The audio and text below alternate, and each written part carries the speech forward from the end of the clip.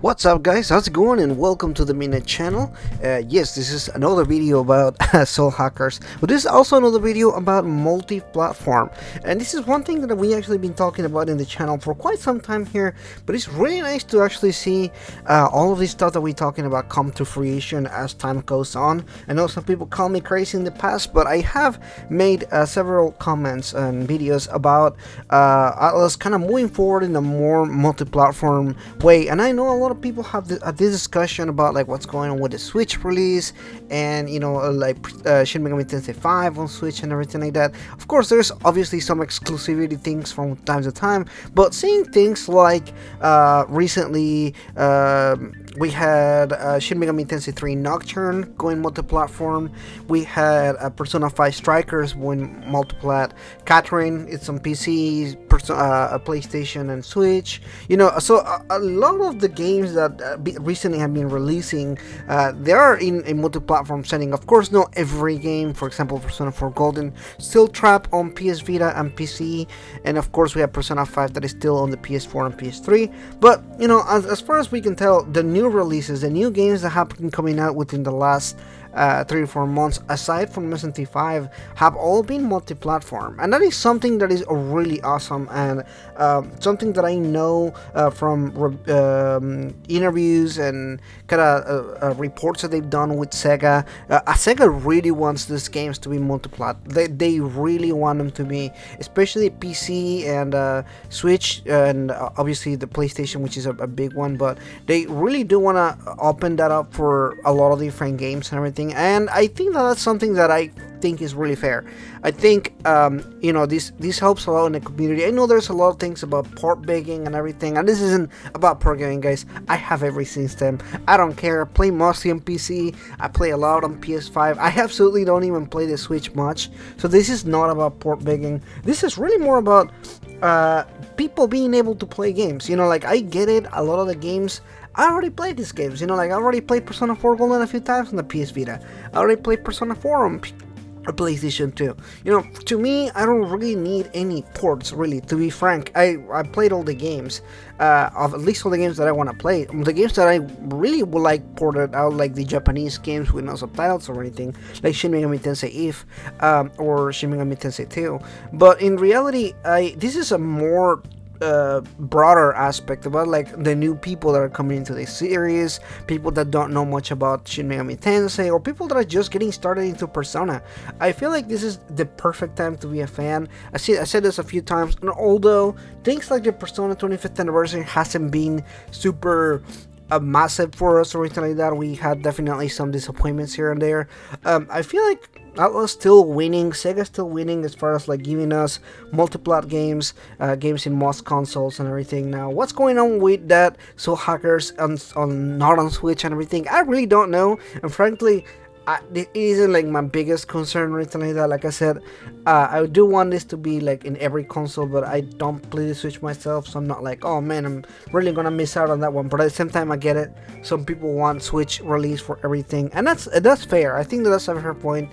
Although a lot of people do like to have this scores and port banging and everything like that. Honestly, I think it's fine.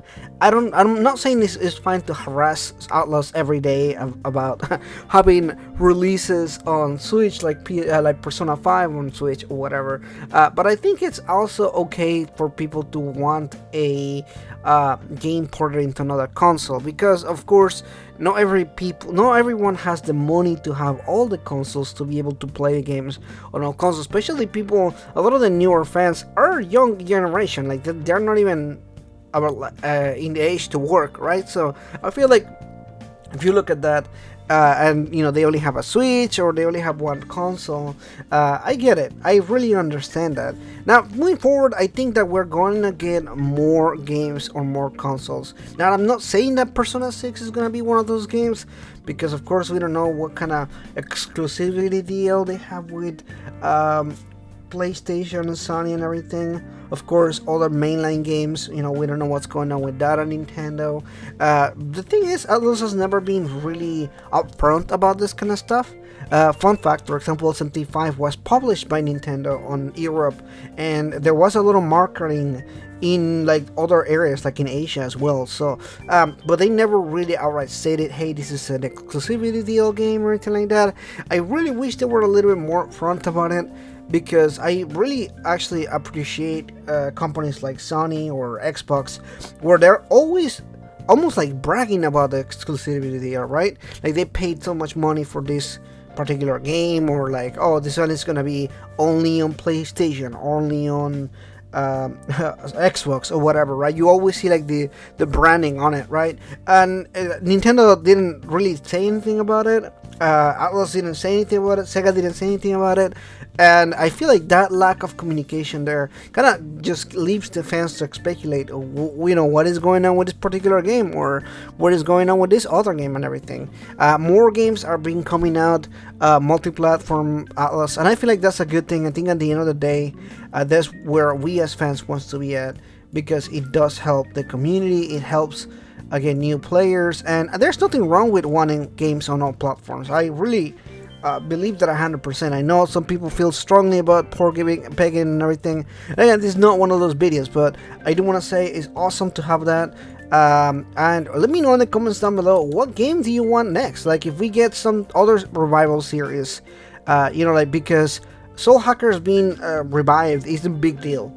And I know some people want some other Mega 10 series revived as well, right?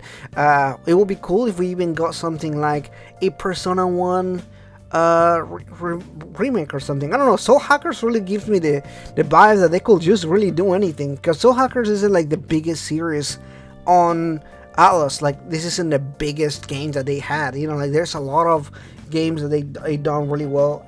You know, like, I think Digital Devil Saga, for example, is one of those that is like, it's really massive and everything. So I'll be curious to see what they do moving forward. But let me know in the comments down below, what do you guys think about all this? What do you want multi-platform next? Thanks so much for watching this, guys. Like and subscribe, and I'll see you guys in the next one. Bye bye.